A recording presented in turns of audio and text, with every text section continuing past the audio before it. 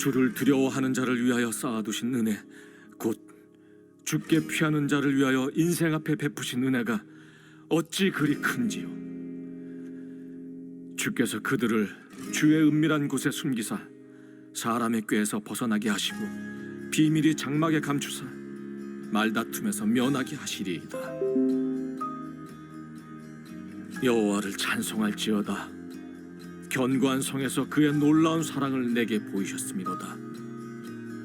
내가 놀라서 말하기를 주의 목전에서 끊어졌다 하였사오나 내가 주께 부르짖을 때 주께서 나의 간구하는 소리를 들으셨나이다. 이스라엘 성지 순례를 갈 때 간 여러 가지 방법들이 있습니다. 인천공항에서 직항으로 해서 이스라엘 텔아비브로 직접 들어가서 성지 순례를 하는 경우도 있고, 또 요르단으로 가서 요르단을 통해서 국경을 넘어 이스라엘 땅에 들어가서 성지 순례하기도 하고, 또 어떤 경우에는 이집트에 가서 카이로를 거쳐서 이스라엘에 들어가 성지 순례를 하기도 합니다. 저는 여러 코스를 다니면서 지난번에 한번 이런 것을 경험했습니다. 이집트를 통해서 이스라엘로 들어가는 코스를 선택하게 되었는데, 먼저 이집트 수도 카이로에 도착을 했습니다. 카이로에 도착하니까 그 호텔에 정하고 난 다음에 나와서 산책을 하는데, 이 카이로의 건물들이요, 너무 지저분합니다. 건물들이 깨끗하지를 못했습니다. 새로 지은 건물들도 외벽이 지저분하고 깔끔하지를 못했습니다. 실내 내부도 그리 청결하지는 않았습니다. 우리 교회에서 우리 장대강 집사님 또 아들 데리고 함께 이집트 오랜 기간 또 여행했던 경험이 있을 텐데, 이집트의 아마 상황을 생각이 나실 겁니다. 결코 건물들이 깨끗하지를 못합니다. 사막이다 보니까 물이 너무 귀하잖아요. 그래서 외벽을 청소를 잘 하지 못하고 관리가 잘 안 되는가 보다, 그렇게 생각을 했습니다. 그리고 이스라엘로 들어가니까 이집트와는 달리 내부도 건물도 깨끗했습니다. 서로 인근에 붙어 있는 나라인데 이집트는 건물 외벽이 지저분하고 이스라엘은 건물 외벽이 깨끗했습니다. 강수량도 비슷하고 같은 사막인데 왜 건물이 이처럼 크게 차이가 나는 것일까 곰곰이 생각이 들었습니다. 그 답이 풀렸습니다. 이스라엘에서 만난 한 가이드에게 이 사실을 물었더니 뜻밖의 이런 대답을 해 주었습니다. 그것은 이슬 때문입니다. 이슬 때문입니다. 이집트에는요, 이슬이 내리지 않는데 이스라엘에는 이슬이 밤새 내리기 때문에 자연적으로 외벽들이 청소가 매일같이 이루어지고 있다는 거죠. 그래서 아침마다 자연적으로 건물들이 물청소를 한 것처럼 깨끗하게 청소가 되어 있는 것이었죠. 마찬가지로 우리 인생에 매일같이 이슬처럼 내려서 우리의 영혼을 깨끗하게 만들어주는 것이 있습니다. 그것은 바로 하나님의 은혜입니다. 하나님의 은혜가 매일같이 이슬처럼 내리는데 그 은혜를 받으며 그 은혜로 사는 사람은요, 정말 행복한 사람입니다. 은혜를 성경원으로 카이로라 그렇게 말합니다. 이 카이로라는 두 가지 뜻입니다. 유쾌하다, 행복하다, 그런 단어의 뜻입니다. 은혜를 받으면요, 여러분, 유쾌해집니다. 은혜를 받으면 행복해집니다. 신앙생활 할 때 은혜를 받아야 기쁘고, 은혜를 받아야 행복하고, 은혜를 받아야 우리 인생이 즐거워집니다. 여러분, 그런 은혜 꼭 체험하시기를 바랍니다. 불교에서는요, 은혜라는 말 잘 사용하지 않습니다. 유교에서도 은혜란 말 절대 사용하지 않습니다. 기독교만이 은혜를 강조하고 있죠. 그래서 우리가 믿는 기독교를 은혜를 가장 많이 쓰는 종교이기 때문에 은혜의 종교다 그렇게 표현합니다. 하나님께서 우리에게 은혜를 주셨습니다. 하나님의 은혜로 죄 용서함을 받았습니다. 하나님의 은혜로 구원을 받았습니다. 하나님의 은혜로 하나님의 거룩한 백성이 되었습니다. 하나님의 은혜로 축복받았습니다. 하나님의 은혜로 죽어서 천국 가게 되는 소망을 품게 되었습니다. 이처럼 하나님의 은혜가 우리에게 임했기 때문에 우리는 하나님을 섬기며 신앙생활을 하고 있는 줄로 믿습니다. 오늘 본문 말씀에도 보니까 이런 하나님의 은혜를 끊임없이 체험했던 사람의 신앙 고백이 나와 있습니다. 다윗입니다. 본문은 다윗이 지은 시인데 그는 이 시에서 하나님의 은혜를 강조하고 있죠. 본문 말씀인 시편 31편은 다윗이 사울 왕에게 쫓겨다니다가 생사의 길에 갈림길에 섰을 때 하나님께 간절히 기도해서 구원을 받고 난 다음에 하나님의 큰 은혜를 깨닫고 하나님을 찬양하는 시가 오늘 본문인 시편 31편입니다. 다윗은 왕이 되기 전에 사울 왕의 시기와 질투를 인해서 왕궁에서 쫓겨나서 광야로 도망쳤죠. 그는 어려움을 당할 때마다 하나님께 간절히 기도했죠. 하나님께서는 그때마다 그를 보호하시고 피할 길을 주시고 죽음에서 그의 생명을 지키게 만들어 주셨습니다. 그래서 다윗은 누구보다도 하나님의 은혜를 잘 알고 있는 사람이죠. 결국 다윗은 이스라엘 왕이 되어서 하나님께 감사와 영광을 돌립니다. 하나님의 은혜를 찬송합니다. 그 내용이 바로 오늘 본문인 시편 31편인데 이 시편 31편의 핵심 구절 한 절만 꼭 잡으라면은 이 말씀입니다. 19절 말씀입니다. 19절 말씀 우리 한 목소리로 읽읍시다. 31장을 대표하는 말씀입니다. 19절입니다. 함께 읽겠습니다. 주를 두려워하는 자를 위하여 쌓아두신 은혜 곧 주께 피하는 자를 위하여 인생 앞에 베푸신 은혜가 어찌 그리 큰지요. 여러분, 주를 두려워하는 자를 위해서 무엇을 쌓아두었다고 말씀하십니까? 은혜입니다. 은혜. 주를 두려워하는 자, 주께 피하는 자, 이런 사람을 위해서 하나님은 은혜를 쌓아두셨는데 그 은혜가 참으로 크다고 다윗은 고백을 하고 있죠. 하나님을 두려워하며 하나님께 피하는 사람에게 베풀려고 쌓아두신 은혜가 있는데 바로 그 은혜를 다윗이 경험했습니다.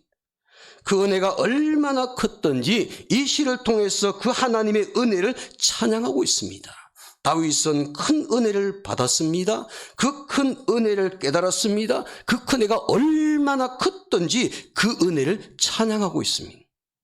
사랑하는 성도 여러분, 하나님은 어떤 사람에게 은혜를 베푸시는가? 하나님은 하나님을 두려워하는 자에게 은혜를 베푸십니다. 하나님을 무시하는 사람, 하나님에 대해서 무관심한 사람, 하나님 앞에서 불순종한 사람에게는 은혜를 주시지를 않습니다. 그러나 하나님을 두려워하며 하나님을 섬기고 하나님 앞에 충성하는 사람에게 은혜를 베푸십니다. 또한 인생을 살아갈 때 하나님께 피하는 자, 하나님을 의지하는 자, 이런 사람에게 은혜를 베푸시되 큰 은혜를 베풀어 주십니다. 은혜가 크면 사랑도 크고 은혜가 크면 축복도 크고 그 은혜가 크면 하나님의 역사하심도 크기에 오늘 이 예배를 드리는 우리는 모두가 하나님의 큰 은혜를 받게 되기를 원합니다. 하나님의 은혜를 받되 다윗처럼 큰 은혜를 사모하는 거룩한 욕심을 품을 수 있는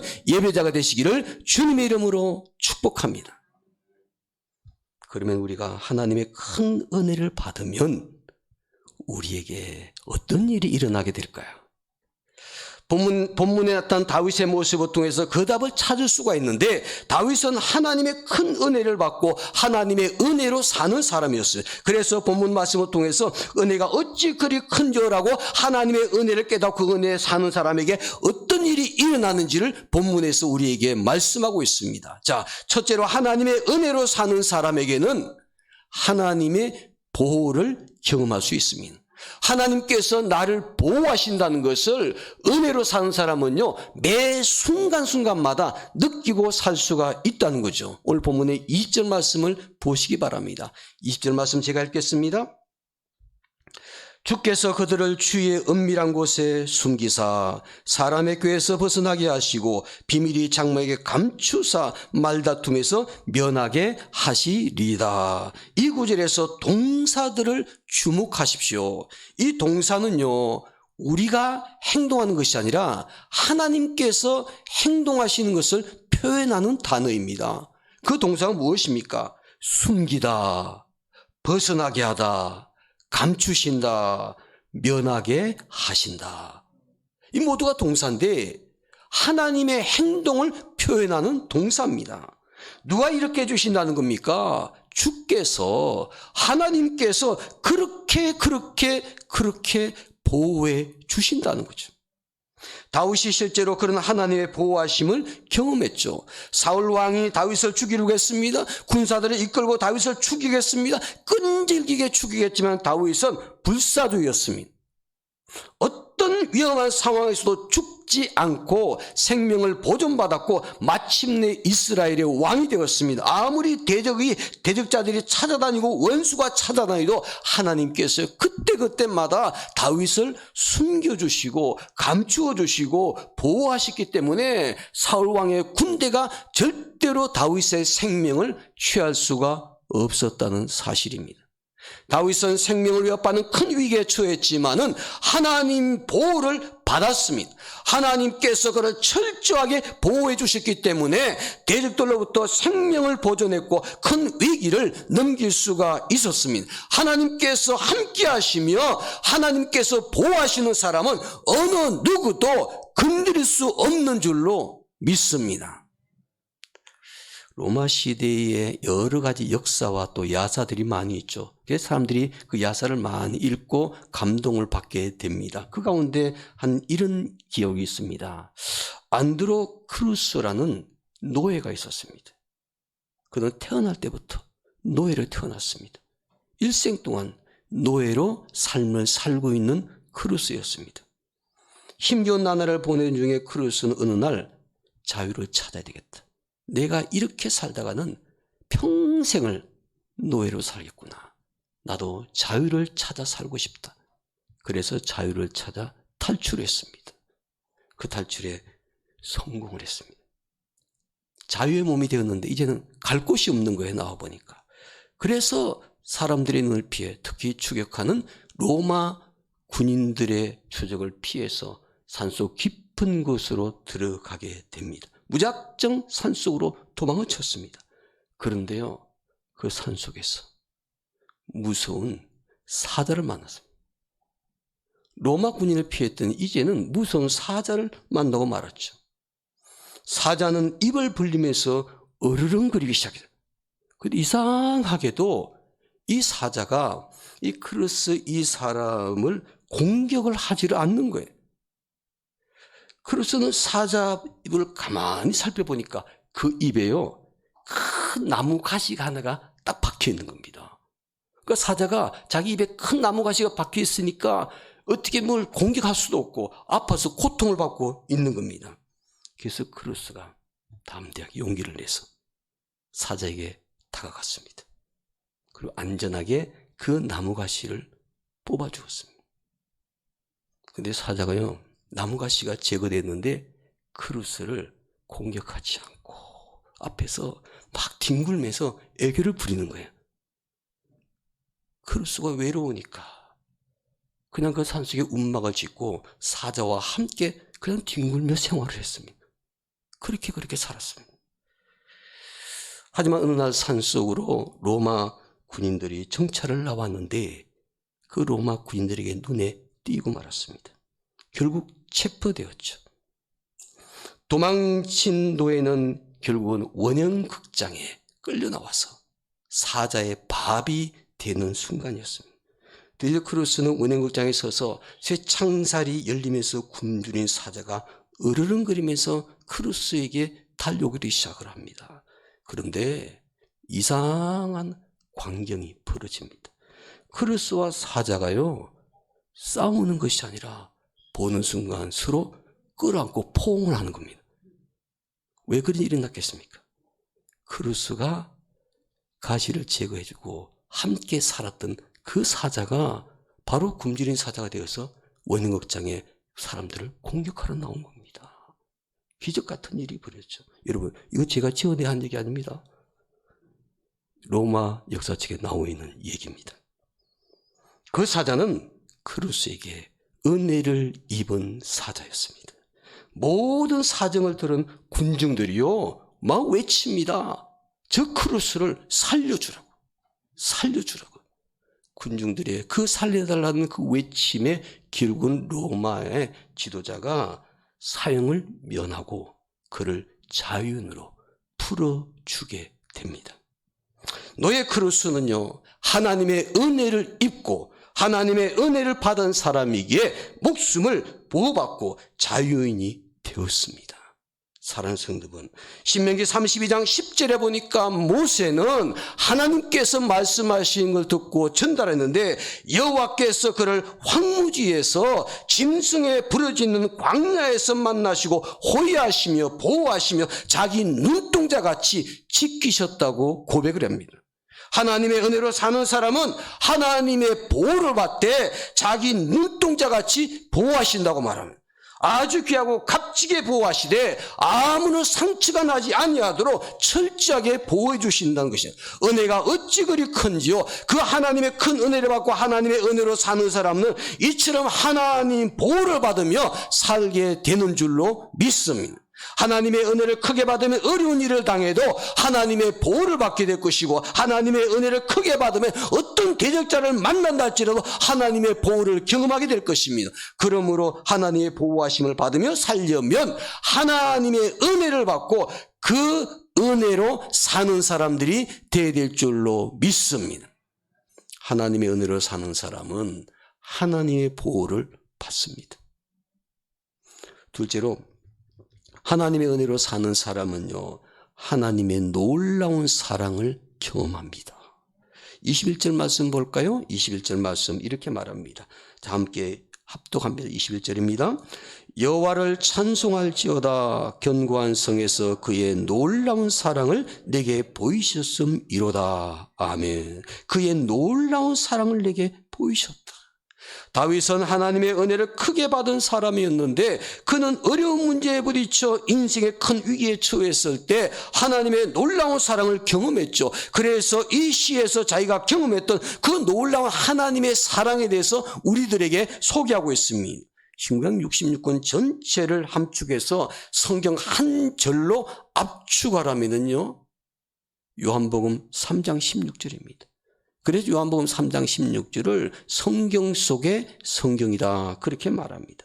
하나님이 세상을 이처럼 사랑하사 독생자를 주셨으니 이는 저를 믿는 자마다 멸망치 않고 영생을 얻게 하려 하심이니라. 이 말씀이 성경 전체의 주제입니다. 하나님이 세상을 사랑하십니다. 하나님이 우리를 사랑하십니다. 하나님이 나를 사랑하십니다. 그래서 하나밖에 없는 가장 귀한 독생자 예수 그리스도를 우리에게 보내주셨습니다. 그러므로 우리는 예수 그리스도를 통해서 하나님의 사랑을 깨달을 수 있어야만 합니다. 하나님이 여러분을 사랑한다는 것을 믿는다면 그 하나님의 놀라운 사랑을 매 순간순간마다 경험하며 살기 위해서는 오늘 저와 여러분들은 매일같이 쏟아지는 하나님의 은혜를 깨닫고 그 은혜 받고 그 은혜로 사는 사람들이 되어야 될 줄로 믿습니다. 어린아이들이 병동에 가보면요 아이들이 말도 잘 표현 못 하잖아요. 아프면 울기만 하고요. 참 그래서 제가 볼 때는 이 간호사들 가운데 참 존경스럽고 제일 힘든 간호사가 내가 볼 때는요 응급실보다는 신생아실에 애들 돌보는 애들 같아요. 어른들에게도 얘기라도 할 수 있어요. 애들은 무조건 대화가 안 되니까 울기만 하고 그러죠. 그런데 이 신생아실에 입원을 해가지고 치료를 받는 아이들의 특징이 있답니다. 이건 통계적으로 나와 있는 얘기입니다. 신생아실에 병실이 중환자 신생아실에 쫙 있으면요. 어떤 아이들은 치료 속도가 굉장히 빠르고요. 어떤 아이들은 더디고 또 나중에는 결국은 회복이 안 된 아이들도 종종 있다는 거죠. 근데 그 차이점이 보니까 이런 통계가 나왔습니다. 병원 입원실 그 중환자실에 그 입구나 중앙에 입원해서 거기에 있는 침대에 있는 아이들은 보편적으로 회복이 빠르고 퇴원을 빨리 하더라는 거죠. 근데 저 외진 구석에 이렇게 있는 아이들은 회복 속도도 느리고 그리고 건강의 문제도 잘 발생한다는 걸 통계가 발견해요. 그 왜 그런가 그랬더니 간호사들이 수시로 드나들면서 항상 눈에 보이는 곳, 손길이 닿는 곳, 그러니까 정상적인 이 진료 외에도 간호사들이 드나들면서 보면 야 어떤데 이쁘다 뭐 이렇게 표현을 해주는 거예요. 그러니까 아이들이요 말은 하지만은 우리 간호사 선생님이 나를 많이 이뻐하고 있구나, 나를 사랑해주고 있구나, 이것을 애들이 느끼는 거예요. 그래서 회복 속도가 빠른 거예요. 근데 저 외진 구석에 자리 잡고 있는 아이들은 아무래도 눈길이 덜 가는 겁니다. 치료는 하겠지만은 수시로 왔다 갔다 하면서 눈에 잘 띄지가 않아요. 아이들은 말은 하지만요 외로운 거죠. 사랑을 못 받고 있다는 걸 느끼게 되는 거죠. 여러분 마찬가지로요 부모 사랑을 받는 아이들은 다 행복하고 잘 됩니다. 그러나 부모에게 버림받고 무관심 속에 자란 아이들은 그러지 못한 경우가 종종 있습니다. 또한 돈이 아무리 많은 부자라 할지라도 사랑받지 못하는 사람은요 스스로 불행하다고 생각합니다. 권력을 가진 지도자라 할지라도 국민들의 사랑을 받지 못하면은 불쌍한 사람이죠. 그러나 재력도 권력도 없다 할지라도 사랑받고 산다면은, 그 사랑을 느끼고 산다면은 그 사람은 정말 행복한 사람입니다. 사랑하는 사람은 그 사랑 느끼고 사는 성도들이 되었으면 좋겠습니다. 가정에서 부모의 사랑받고, 학교에서 스승의 사랑받고, 직장에서 상사의 사랑받는 것이 중요합니다. 또 교회 나와서 하나님의 사랑을 받고, 또 성도 간의 교제를 통해서 사랑을 받는 것이 축복의 비결입니다. 그 사랑 절대로 외면하지 마십시오. 무슨 KGB처럼 몰래 조용히 외워서 예배드리고 싹 빠져나가지 마십시오. 자기를 드러내십시오. 사람들의 관심을 끌려고 노력하십시오. 또 사람들이 잘 보이는 곳에 의도적으로 서십시오. 여러분 정치인들의 제일 원칙이 있습니다. 카메라 움직이는 곳에 빨리 가 자리 잡으라. 사진이 잘 나와야 되니까. 그래 국민들에게 홍보되니까. 여러분 우리는 카메라 빨리 잘 닿는 곳에 서려고 노력한 것이 아니라 사랑받을 수 있는 자리, 관심 받을 수 있는 자리, 그 자리에 의도적으로 서려고 노력하십시오. 성도들의 사랑, 성도들의 관심 부담스럽다고 생각하지 마십시오. 바로 여러분들의 인생에 엄청난 에너지를 공급해 주는 사랑의 관심입니다. 하나님의 사랑, 성도들의 사랑, 그 사랑 꼭 누리며 사는 성도들이 되시기를 바랍니다. 나 혼자 무엇을 성취해보고 나 혼자 성공하기 위해서, 나 혼자 출세하기 위해서 혼자 뛰다가 쓰러지지 마십시오. 이제는 하나님과 함께 하시기 바랍니다. 인생을 하나님께 온전히 맡기시기를 바랍니다. 하나님의 사랑을 깨닫고 하나님을 의지하는 삶을 통해서 하나님께 영광을 돌리고 하나님의 은혜로 사는 모습으로 살게 될 때 올지와 여러분들의 인생이 분명히 지금보다는 더 나은 자리에 서게 될 것입니다. 하나님의 은혜로 사는 사람에게는 어떤 일이 일어나는가? 첫째로 하나님의 보호를 받습니다. 둘째는 하나님의 사랑을 받습니다. 마지막 세 번째로 하나님의 은혜로 사는 사람은요, 기도 응답을 받습니다. 22절 말씀 우리 한 목소리로 함께 읽겠습니다. 22절입니다. 내가 놀라서 말하기를 주의 목전에서 끊어졌다 하여 싸우니 내가 주께 부르짖을 때 주께서 나의 간구하는 소리를 들으셨나이다. 내가 주께 부르짖을 때 주께서 나의 간구한 소리를 어떻게 하셨다고 말하죠? 들으셨나이다. 사람들은 어려움에 처한 사람이 자기에게 어려움을 호소하게 되면요, 대부분의 사람들은요 그 부르짖을 때 외면하는 사람들이 많습니다. 또 그 사람의 호소를 듣고 정말 도와주고 싶어도 능력이 되지 않아서 실질적으로 도움을 주지 못하는 경우도 있죠. 그러나 우리는 전능하신 하나님의 도우심을 받으며 살 수 있는 하나님의 자녀들입니다. 다윗이 사울왕에게 쫓겨다니며 인생의 위기에 처했을 때 하나님께 부르짖습니다. 하나님께 기도했습니다. 그랬을 때 하나님께서 외면하신 것이 아니라 다윗의 부르짖는 소리를 들으시고 응답해 주셨다고 성경은 분명히 말씀하고 있습니다. 하나님께서 나를 위해 쌓아두신 은혜가 크다는 것을 아는 사람은요, 인생의 위기에 처했을 때 낭망만 하고 있는 것이 아니라 하나님께 나와서 하나님께 부르짖게 되는 줄로 믿습니다. 그래야 할 때 하나님의 도우심을 받아서 위기를 극복하며 하나님의 역사를 체험하게 될 것입니다. 우리가 전심으로 하나님을 찾으며 마음을 다해서 하나님께 나아가 기도하면 하나님께서 우리를 만나 주신다고 성경은 말씀하고 있죠. 그래서 하나님을 제대로 만난 사람 치고는요, 인생 실패한 사람이 없습니다. 하나님을 제대로 만난 사람 치고는요, 불행한 사람이 없습니다. 하나님을 만나면 하나님께 우리의 인생을 행복의 길로, 승리의 길로, 형통의 길로 인도해 주신 하나님이시기에 그 하나님의 은혜로 살 수 있는 그런 성도가 되어야 될 줄로 믿습니다. 하나님의 은혜로 사는 사람은 기도 응답을 받게 된다는 거죠. 러시아 모스크바에서 열렸던 한 대학생 연합 그 집회에서 한 목사님이 가서 설교를 했습니다. 근데 그 설교가 신통지가 않았어요. 사람들이 별로 반응이 좋지 않아요. 목사님도 하고 난 다음에 마음속에 오늘 은혜가 안 되네, 오늘 학생들이 제대로 들었나, 이런 마음을 가지고 있는데 끝마치고 난 다음에 강사실에 한 자매가 찾아왔습니다. 목사님, 제가 오늘 목사님 설교 받고 참 은혜 많이 받았습니다. 목사는요, 그 말할 때가 제일 기쁩니다. 오늘 설교에 참 은혜 받았습니다. 그런 보약 한참 먹은 것처럼 힘이 나죠. 더 은혜로운 설교 준비해야 되겠구나. 목사님이 힘이 난 겁니다. 오늘 내가 설교 망쳤다고 생각했는데 그 자매가 찾아와서 목사님 오늘 설교 듣고 참 은혜 받았습니다. 그래서 목사님이 너무너무 기뻐서 그 자매에게 물었습니다. 자매님, 오늘 어떤 말씀에서 은혜를 받으셨나요? 그때 이 자매가 하는 말이, 오늘 목사님이 어떤 말씀 하시는지 제가 잘 기억이 안 납니다.